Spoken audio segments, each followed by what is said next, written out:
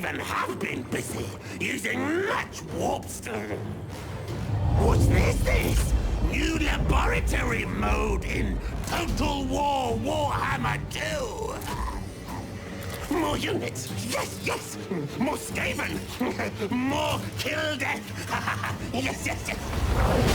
Ah, Vermintide comes.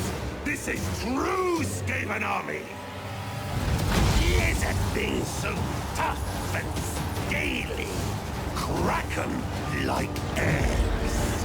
Die. Tweak, twist, some more. Low gravity, yes. Floaty elf things. Time for pointy ears to suffer her. See them fly. See them fly. How many doom wheels? Not enough doom wheels. Never enough doom wheels.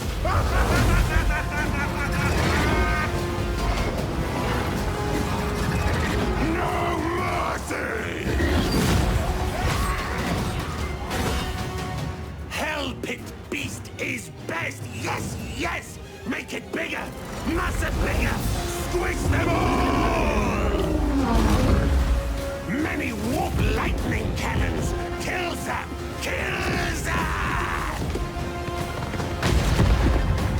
Mess with these things. Yes. Mess with all the things.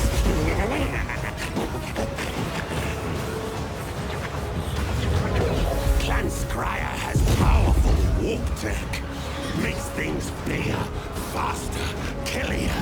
Yes. More. Flick all switches, pull all levers, make it break bust. Yes.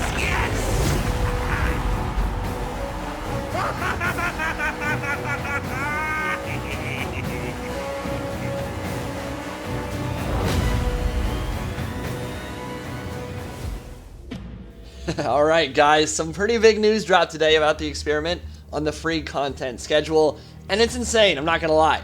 A new game mode is headed to Total War Warhammer 2, and it's pretty much custom made for modders and YouTubers, so I'm personally really excited for it. It's called the Laboratory and will allow players to tamper with 16 different sliders that drastically change the makeup of a traditional Total War battlefield. You can scale up unit sizes to massive proportions and get the true Skaven hordes and greenskin hordes we've always wanted.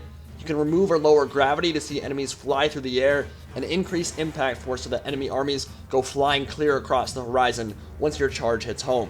There are a ton of new settings to manipulate here. So first one is unit size. You can increase the number of soldiers per unit. So if you want to get like 500 or 600 models per Skaven unit, you can seriously get a massive army going. That in and of itself is going to be so much fun, because remember, before Total War Warhammer 2 even came out, people were asking for those kind of mods, ones that would really allow you to play the true horde style gameplay. That can definitely happen when you're able to get even up to like 1,000 Skaven in a single unit. Winds of Magic increases the availability of Winds of Magic for spellcasting, so if you want to drop like 30 Winds of Death in a battle, you can do that by just increasing that.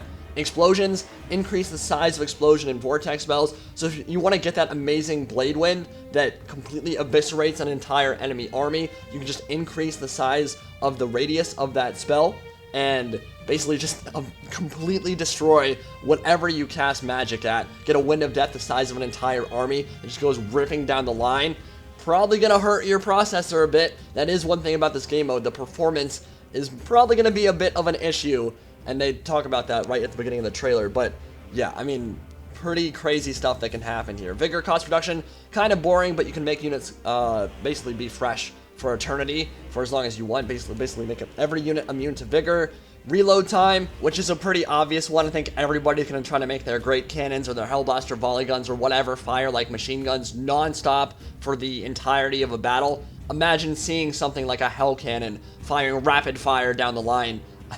It's like, literally some of the ideas of this are just blowing my mind right now. There's so much synergy here, and probably the thing I'm most excited for all of this is not just each individual slider, but the way they can combine to create something truly special and spectacular.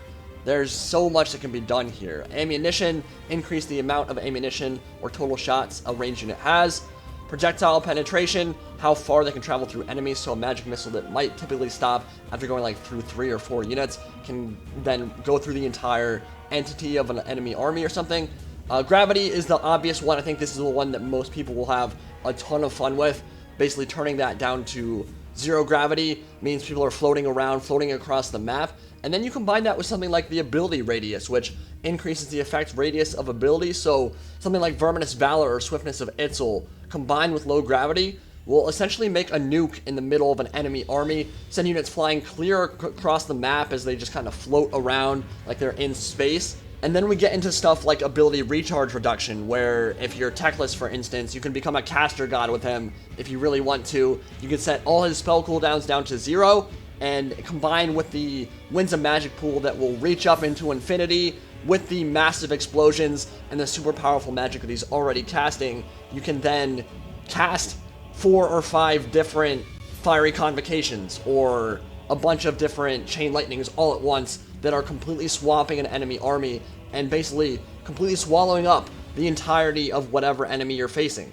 You can increase the charge duration, so if you want to see a Grail Knight charge an enemy army from literally across the map, you can do that, of course. And then entity scale is the one, again, I think a lot of people will have a ton of fun with. So if you want to make your Carnosaur become half the size of the map, you can do that.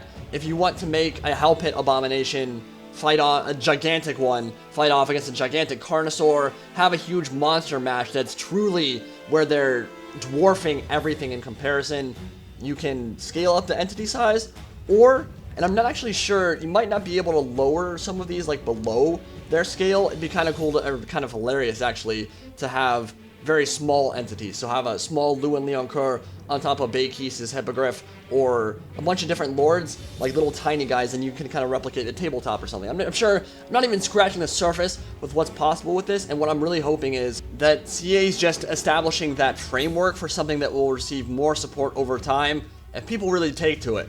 For content creators, this kind of mode could be an absolute godsend. There's no question in my mind. At the same time, though, it is entirely possible it's something that will be entertaining a few times and maybe quickly lose its luster, but I fully expect people more creative and better at modding than myself will be able to come up with some really cool ideas and rule sets that will make for very replayable and hilarious game modes on one hand, and then on the other hand, who knows, there may be some more serious and competitive ideas even that arise out of a feature like this, and that's the beauty of it, right? People who are creative are going to be able to do really cool things with it, and then the entire community might be able to benefit. There's currently no multiplayer functionality at the moment, very much hoping that will change soon, but people can save their settings and upload them so that people can try it out once they download it on their own computers. Now, there is a disclaimer from CA here. The laboratory offers a possible glimpse into the future of Total War technology, primarily leveraging Intel's latest multi-core processor to drive additional performance beyond the original game's design parameters. Any PC can attempt to use the laboratory, but your performance will vary wildly, so be warned that lower-end PCs may massively struggle or crash when sliders are pushed to the max. I hope that's not PR speak. I hope that actually does mean that in some ways it's more optimized than the base game so that we can actually push it further and still have our computers run it without getting that really stupid skipping or the frame rate drops that characterize the really massive battles that you've seen on YouTube before.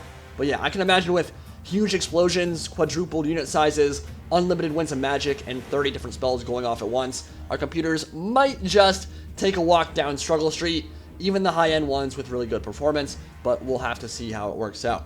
Great work by CA on the trailer, by the way, for this whole thing. Some of the most fun I've ever had in a single trailer released by them. Super entertaining. But I'm really curious what you guys think will be a ton of fun to try out once you get your hands on it. What are you going to try doing first? I mean, I can imagine a gigantic Lewin fighting a gigantic Carnosaur would be a blast. That might be one of the first things I try. And of course, getting those amazing cav charges with super high impact damage and low gravity will be a blast to try out. I appreciate this won't be everyone's cup of tea. Some of you might not be excited about it at all. Would have preferred maybe 4-player co-op campaign or Avatar Conquest Returning or something. And that's perfectly understandable, but so much can be done with something like this, I can't help but get excited, and I just hope CA continues to support it and add additional features over time. At the very least, giving us multiplayer compatibility.